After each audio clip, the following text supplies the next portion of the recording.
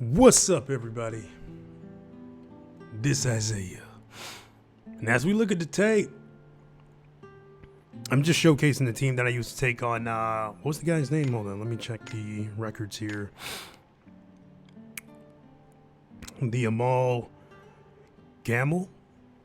Hopefully I'm saying that right. The true version, not just the new quest version of them, but the actual true version. I mean, I gathered the eggs, and then I went back and then took them on, and this is the team I used. And I figured I would showcase the team that I actually use. These 5 units here, okay? We have Alma with Elpis bow, rainbow bow, power plus 50, speed half, okay? The abilities here, okay, we have brain record, that there, crystal, which we don't even use. All right, moving on. Yifa here, mainly the main point I wanted to do with Yifa was just buffing her spirit, and that was it. Like, everything else doesn't really matter as long as her spirit's at 360 plus.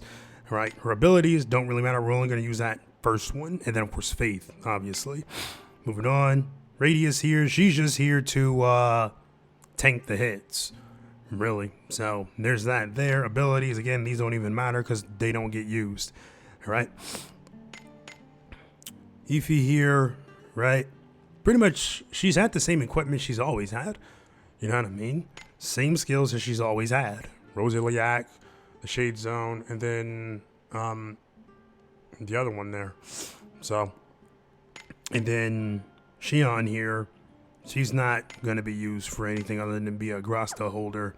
Speaking of Grasta, let's actually do that and work our way back. So we have Enhance if max HP bow. Okay. We have Almighty Power Gun. This is the Power Alma. And then Enhance at low HP bow. Just in case. Which I believe this happens pretty much automatically because of Ify being in the party, right? Speaking of Ify, Power of Pain Staff with 9 lives is just in case she gets hit. Not that she does, or I use her as a damage dealer. It's just more like a just in case she gets hit because she'll pretty much almost always be at full HP. All right, Enhance at low HP. This is, again, this is all grass that she's had when I'm using my main team. All right, then we have Radius, who just has his power of debuff. She really doesn't need to have any grass, to be honest with you.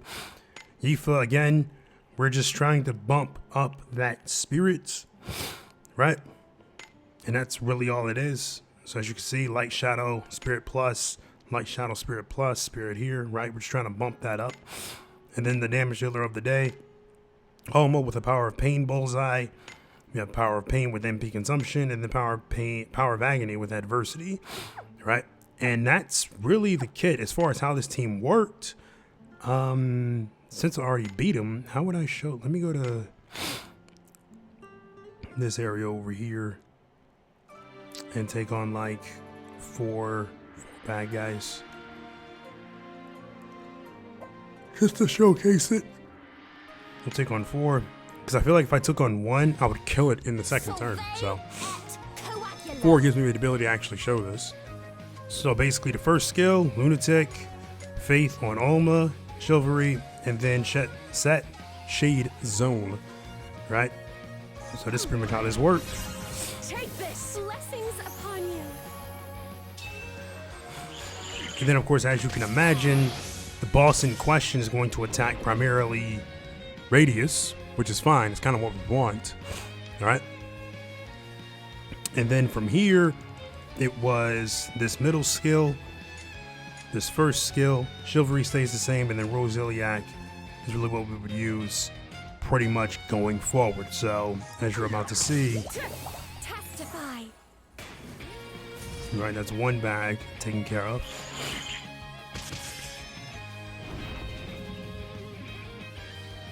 We'll pretty much do it again. But in this case, I'm just double checking because oftentimes these would actually change. Like this used to say Lunatic. This would change to Lunatic sometimes. I'm not sure why it does that, but it would do that. So something like that there. Take this.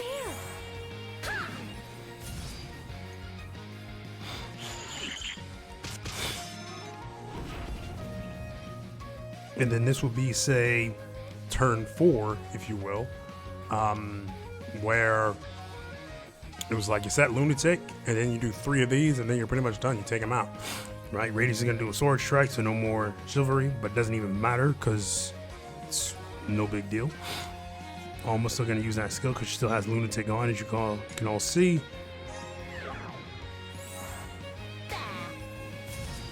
And that's pretty much how that works. You know what I mean?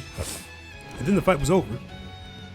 Right? I'm not going to be able to kill this. I'm not going to AF him. It just makes no sense to do that.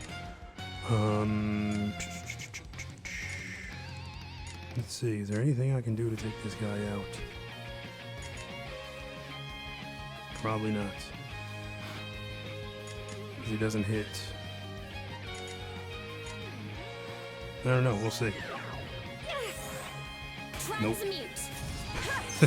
Not nearly enough damage. Wow.